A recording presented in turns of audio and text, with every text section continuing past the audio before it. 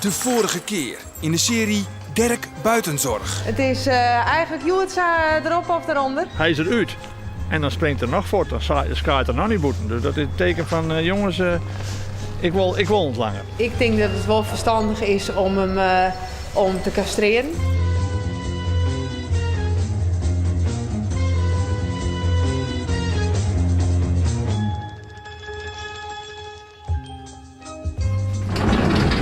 Het is een gewone vretemidje op het hien bij Ilke Kruis in Terband. Ilke is aan het forjen. Dikkie zet de hinders in het loon.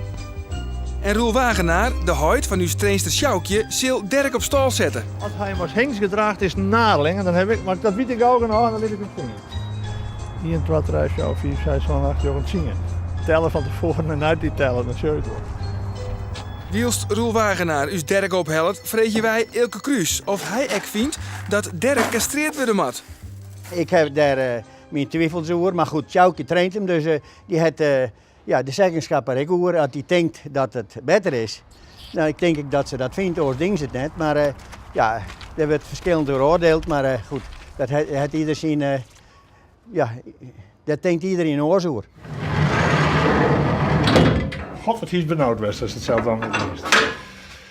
Daar had er me haast bieten en daar had er me bieten. Maar hij had je op beeld, denk ik, hè? Op dat moment komt Sjoukje in haar witte Mercedes onrieden. En ze shot gelijk dat Derk net meer boeten zit. Waar is hij? Ga je hem maar binnenhellen? Die huid. Oh, hij stond het net in.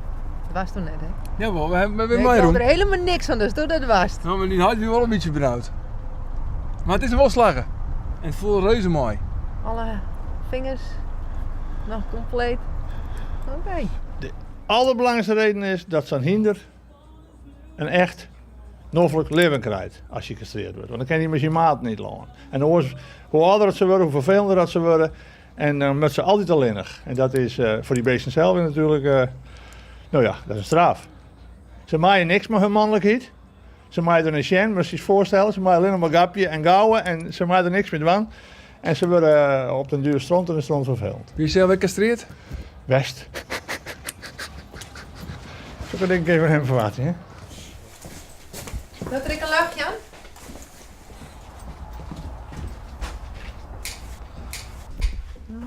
Aan. Zo het zo goed? Nee. Is het nou goed? Dat weet ik niet. Als deze zou? Dan met die oren nog. Dan met de Lisa. Ja, Amerika.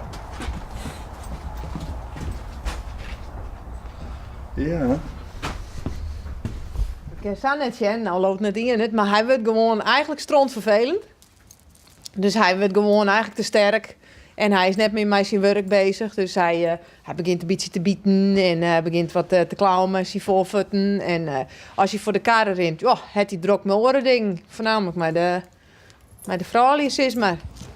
Dus want toen hij kwam, dan heb ik een streepje gezet. Net helemaal lief toen hij kwam, maar een paar weken daarna. En dit is het streepje, dus zag je wie die eerst. Op het tip. Zag je wie die eerst?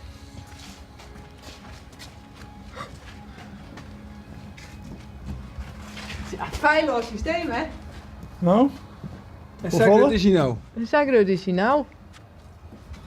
Wat een goed systeem. Ja, dit is Dat dus toch zie je altijd. Bij mij is het altijd op het titten. Ja, behalve ze liet ze binnen dan net. Nee, dan ben er oren liggen een beetje bij mij. Vreed Oerewieke, de 23 november. Dan gaat het mes erin. Dan moet je Derk even herstellen en dan zo gauw als mogelijk weer trainen. Hij wordt natuurlijk iets milder normaal bij, dus dan vindt hij alles wat gauwer goed. Dus dan kan je normaal bij goed trot trainen en dan zullen we eens even zien wanneer we dan koersen kennen. Ja. Want koersen, dat doen we. Ja toch? Ja toch? Daar zitten we net doorheen.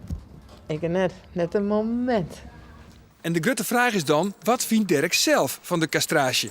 Eerlijk zijn, krijgt hij er een slappe van.